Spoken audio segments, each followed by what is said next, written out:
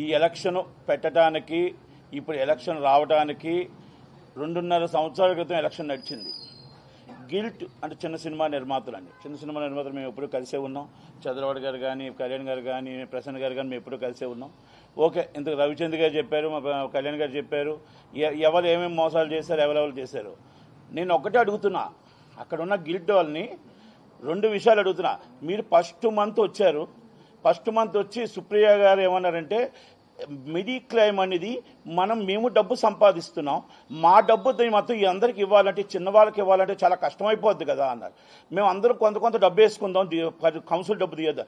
Yes ready, నేను 4 members ఉన్నాను, మా పాప, నేను, మా మిస్సెస్, నలుగురు 4-5 లక్షల రూపాయలు వేస్తాం. మీరు ఎంత వేస్తారు రండి. ఎందుకంటే అక్కడ ఉన్న వాళ్ళని, అక్కడ లేని వాళ్ళకి మెడిక్లెయిమ్ సర్దాలి. ఎలా సర్దాలి?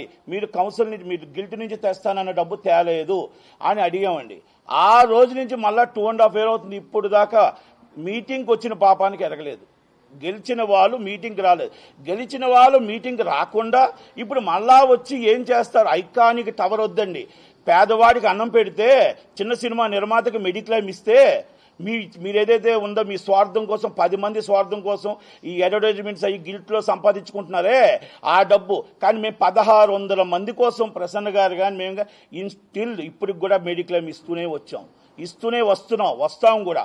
కానీ మీరు 10 మంది స్వార్థం కోసం కోట్లాది రూపాయలు సంపాదించుకొని ఇలాగ ఎలక్షన్లకి, పార్టీలకి, పబ్బులకి, వాటికి ఎంజాయ్ చేస్తున్నారు. ఇది వాస్తవం కదా? మీ గుండెల మీద చేసుకొని చెప్పండి. ఇది నిజంగా చెప్తున్న గిల్ట్ డబ్బు ఏమైంది? మీ అడ్వర్టైజ్మెంట్ డబ్బు ఏమైంది? మాకు అడ్వర్టైజ్మెంట్ లేవు. ప్రొడ్యూసర్ కౌన్సిల్ 1600 మంది మెడిక్లెయిమ్కి, లేకపోతే పెన్షన్లు అవ్వచ్చు, లేకపోతే ఏమైనా డెత్ అవుతాయి, ఏమైనా ఎమర్జెన్సీ అవ్వచ్చు, వాళ్ళకి ప్రొడ్యూసర్ కౌన్సిల్ నుంచి ఏ బాధపడి ఇస్తున్నామో, ఏ కష్టపడి ఇస్తున్నామో, ఏది కూడా ఆపలేదే. మరి మీరు గిల్ట్ నుంచి వచ్చి ఏమన్నారు? బాగా గుర్తుపెట్టుకొని దిల్ రాజు గారు కింద నుంచి వచ్చి ఈ రోజు నుంచి మాదంతా ఇక్కడే ఉంటాం, ఇక్కడే కూర్చుంటాం, మేము ఏది కావాలంటే అది ఇస్తా ఉన్నారు. విజయవాడలో వెళ్ళారు, వాగ్దానం చేశారు, మొత్తం డిస్ట్రిబ్యూటర్లు అందరికీ మెడిక్లెయిమ్ ఇస్తా అన్నారు. ఆ మెడిక్లెయిమ్ ఏమైందో కూడా తెలియదు. అంటే మీరు ఎలక్షన్ కోసం మోసం చేసావు, మాయ చేసావు. ఫస్ట్ టైం చూశాను నేను ఒక ఛాంబర్ ప్రెసిడెంట్ 1 year తర్వాత అసలు ఫోన్ ఎత్తకుండా మళ్ళీ దిగిపోయేటప్పుడు కూడా చక్కగా హ్యాపీగా చెప్పి దిగిపోయాడు. అసలు ఎందుకు వచ్చాడు, ఎందుకు వెళ్ళాడో తెలియదు దిల్ రాజు గారు. అంటే నేను ఎందుకు పేర్లతో చెప్తున్నాను, నేను చేత కాలేదని ఒప్పుకున్నాడు, ఆయన నాకు చేత కాదు అని ఒప్పుకున్నాడు. అంటే నేను ఎందుకు పేర్లు పెట్టే చెప్తున్నానంటే, మా ఎవరు పేర్లు పెట్టలేదు, కానీ ఇస్ గిల్ట్లో ఉన్న మూల వ్యక్తులు. ఇప్పుడు ఒకళ్ళు అంటారు, ఆయన వంశీ గారు అంటారు, ఏమంటారు? మేము సంపాదిస్తున్నామండి సినిమాలు, మేము సినిమా డబ్బు సంపాదిస్తుంటే వాళ్ళందరికీ మెడిక్లెయిమ్ ఎందుకు ఇస్తామండి అని అడిగారు. అయ్యా, మనం పుట్టక ముందు ఎప్పుడో కౌన్సిల్ పెట్టి వాళ్ళు సీనియర్గా సినిమాలు తీశారు. వాళ్ళు సినిమాలు తీసి ఈ సంస్థలన్నీ నిలబెడితే ఆ సంస్థల మీద మనం రన్ అవుతున్నాం. నువ్వు ఈరోజు సినిమా తీస్తావు, రేపు వెళ్ళిపోతావు, నువ్వు సినిమా తీస్తావు, వెళ్ళిపోతావు. కానీ సినిమా తీసే నిర్మాత మాత్రం ఆ నిర్మాతనే అంటారు. అందుకనే ఎప్పుడైతే మనం ఆ పెద్దల్ని మనం గౌరవించలేదో, తల్లిదండ్రులు మనం గౌరవించినట్టే, పెద్దలను గౌరవించలేదు కాబట్టి తల్లిదండ్రులు గౌరవించలేనట్టే. మీ 10 మంది ఈరోజు సినిమా తీయొచ్చు, ఈరోజు ఒక వ్యక్తి వెళ్ళిపోవచ్చు మీ దాంట్లో నుంచి, ఇంకో వ్యక్తి వెళ్ళిపోవచ్చు, మీ దాంట్లో చాలామంది అయిపోయారు, వెళ్ళిపోతున్నారు. వాళ్ళందరినీ వదిలేస్తామా? ఇది కష్టాల్లో ఉండేటప్పుడు కష్టాల్లో ఆదుకునేదే ఈ కౌన్సిల్ కానీ, ఛాంబర్ కానీ. అంటే ఇలాంటివన్నీ కూడా మీరు ఏ ముఖం పెట్టుకొని ఛాంబర్కి వచ్చారు? 2 years అయింది. అసలు ఛాంబర్లో అడిగెట్టారా మీరు? మీ సొంతం కోసం సీఎం దగ్గరికి వెళ్తారు, రేట్ల కోసం, మీ సొంతం కోసం మీరు ఏది కావాలని వెళ్తారు. ఎవరైనా ఇప్పుడు కళ్యాణ్ గారు అన్నట్టు, ఏమండి ఎవరైనా లేబర్ కమిషనర్ దగ్గరికి వెళ్తారా? అది చిన్న సినిమా నిర్మాతకి ఎంత ఇబ్బంది పడింది. మేము అడుగుతుంది ఏంటో తెలుసా? చిన్న సినిమా బతకాలి, 5వ షో ఇవ్వాలి, 2.5 షో జీవో పాస్ చేయాలి. 5వ షో 2.5 జీవో పాస్ చేయండి. రేపు వచ్చే తరం అంతా కూడా మల్టీప్లెక్స్ల తరం, ఆ మల్టీప్లెక్స్లో 20% ఆక్యుపేషన్ ఇవ్వాలి.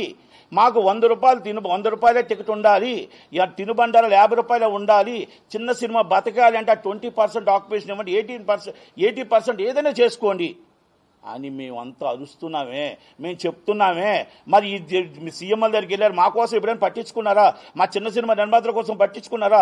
రవికిషోర్ గారు చెప్తారు, మెడిక్లెయిమ్ ఇవ్వము, మెడిక్లెయిమ్ ఆపియండి, సినిమా తీయని వాళ్ళకి సినిమా ఆపం. సినిమా తీసిన వాళ్ళకి మెడిక్లెయిమ్ ఎందుకండి? సినిమా తీసి నష్టపోయే వాళ్ళకే మెడిక్లెయిమ్ కావాలి, కష్టాల్లో ఉన్న వాళ్ళకే మెడిక్లెయిమ్ కావాలి. సినిమా తీసిన వాళ్ళకి మెడిక్లెయిమ్ అవసరంలే. అందుకే నేను చెప్పా, నేను ముందుకు వచ్చా, ఎస్ మేము సినిమా మాకు కొంచెం కాస్త కోస్తా దేవుడు ఇచ్చాడు, మేము 25,000 ఇస్తాం. ఆ రోజు నుంచి ఈ రోజు దాకా నేను ప్రసన్న గారిని అడుగుతాను, ఎదుర్కొంటే అదే మీటింగ్లో ప్రసన్న గారు ఉన్నారు, దోంబ గారు ఉన్నారు. మరి అది ఆ మీటింగ్ నుంచి ఇప్పుడు దాకా ఎన్ని కోట్లు ఇచ్చారు, ఎన్ని కోట్లు మనకి గిల్ట్ నుంచి వచ్చిందో చెప్పమనండి. అంటే ఛాంబర్ కానీ కౌన్సిల్ కానీ వాళ్ళు వాడుకుంటున్నారు, వాళ్ళ స్వార్థానికి వాడుకుంటున్నారు. ఛాంబర్ పేరు చెప్పడమే తప్ప ఛాంబర్లో అడుగు పెట్టరు. దాన్ని సెక్రటరీగా దాము గారిని పెట్టారు. వాళ్ళు ఏం చెప్తే దాము గారు అది చేయడం. అంటే మెజార్టీ పీపుల్ అనేది వాళ్ళు ఉన్నారు, మామూలుగా 2-3 అనేది మేము ఉన్నాం. అంటే ఏం చేశాడు అనేది మా వాళ్ళు అంతా చెప్పేశారు. మేము ఒక్కటే అడుగుతున్నాం, మెడిక్లెయిమ్ చెయ్యాలి అనేది ఎందుకంటే రేపు రాబోయే తరానికి చాలామంది ఇబ్బందులు పడుతున్న వాళ్ళకి మెడిక్లెయిమ్ చేయాలి. మెడిక్లెయిమ్ శాశ్వతంగా మా చిన్న సినిమా నిర్మాతలు అందరం కూడా కళ్యాణ్ గారు కానీ, ప్రసన్న గారు కానీ, మేము శ్రీనివాసరావు గారు కానీ మేమంతా మెడిక్లెయిమ్ అనేది కంటిన్యూ చేస్తాం. అలాగే 20% ఆక్యుపేషన్ అండ్ మల్టీప్లెక్స్ తెచ్చి తీరుతాం అని మళ్ళీ చెప్తాం. జియో తెచ్చి తీరుతాం, పరిగెడతాం, అందరం కలిపి వెళ్ళి బతిమలాడుకుంటాం, బాంబులాడుకుంటాం. 20% చిన్న సినిమా నిర్మాత బతకాలంటే తెచ్చుకుంటాం. అది మొత్తం 100 రూపాయల టికెట్ మాత్రమే. మల్టీప్లెక్సెస్ సింగిల్ స్క్రీన్లు తోటలో ఉండవు. అలాగే మీకు 5వ షో 2.5 షో చిన్న సినిమానే ఆడాలి. ఇది తెస్తే నెలకి సంవత్సరానికి 250 సినిమా నిర్మాతలు 1,00,000 మంది కార్మికులు బతికిస్తారు. చిన్న సినిమా నిర్మాతలు అంతమైపోతే ఏమి ఉండదు. పెద్ద సినిమాలు ఎప్పుడో వస్తున్నాయి, కానీ డిఆర్ని కాపాడేది చిన్న సినిమా నిర్మాత, డిస్ట్రిబ్యూటర్ని కాపాడేది చిన్న సినిమా నిర్మాత, కార్మికుని కాపాడేది చిన్న సినిమా నిర్మాత. అందుకే నేను అడుగుతున్నా, దిల్ రాజు గారు మీరు చైర్మన్గా ఉన్నారు, మీరు ఏమైనా చేయగలిగారా? మీరు వంశీ గారు మీరు మరి ఇంట్లో ఉన్న డబ్బుని ఏం చేశారు? మీ ఎంజాయ్ల కోసం, మీ సరదాల కోసం, మీ ఇంట్ల కోసం ఒక్కరోజు మీరు కౌన్సిల్కి ఇచ్చారా? ఒక్క వ్యక్తికి మెడిక్లెయిమ్ ఇచ్చారా? ఒక్క వ్యక్తి డెత్ ఫండ్ ఇచ్చారా? ఒక్క వ్యక్తికి ఏమైనా ఏ దానికైనా మీరు చేశారా? మీ సరదాలు మీ పార్టీల కోసం వాడుకుంటూ కొన్ని కోట్ల రూపాయలు దాంట్లో తినేశారు. రవికిషోర్ గారు చార్టెడ్ అకౌంట్ అంటాడు, ఆయన నేను అకౌంటెంట్ని చాలా మేధావిని అంటాడు. మరి ఈ మేధావితనం మీకు ఏమైంది రవికిషోర్ గారు? సుప్రియ గారు మీరంటే అందరికి అభిమానమే. సుప్రియ గారు అలాగే మీరు అందరూ అంటే మాకు అందరికి అభిమానమే. మొత్తం మీ సినిమాలు తీస్తున్నారు, ఓకే, మీరు 100 కోట్లు పెడుతున్నారు. ఎవరికి పెడుతున్నారు? చిన్న సినిమా నిర్మాతలకి, కార్మికులు ఎంతమంది చిన్న సినిమా నుంచి బతుకుతున్నారు? కనుక దయచేసి మీరు మన ప్యానల్కి మీరు ఓటేసి అందరు మొత్తం ఎగ్జిబ్యూటర్, డిస్ట్రిబ్యూటర్, ప్రొడ్యూసర్, స్టూడియో అన్నీ కూడా గెలిపించండి. మేము ఏదైతే మాట ఇచ్చామో అందరి తరపు నుంచి మేము కంపల్సరీ ఈ 2 సంవత్సరాల్లో చేసి తీరుతాం. చిన్న నిర్మాతను కాపాడుతాం, చిన్న సినిమా నిలబడతాం.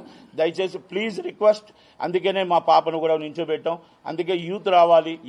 ఎందుకంటే వాళ్ళు రేపు రాబోయే సినిమాలు తీస్తున్నారు, మా అబ్బాయి సినిమాలు తీస్తున్నారు. మేము అందుకనేసి మేము అందరూ పెద్ద మనుషులుగా ఉండి ఈ ప్యానల్ నిలబెట్టాలి, ప్యానల్ గెలవాలి.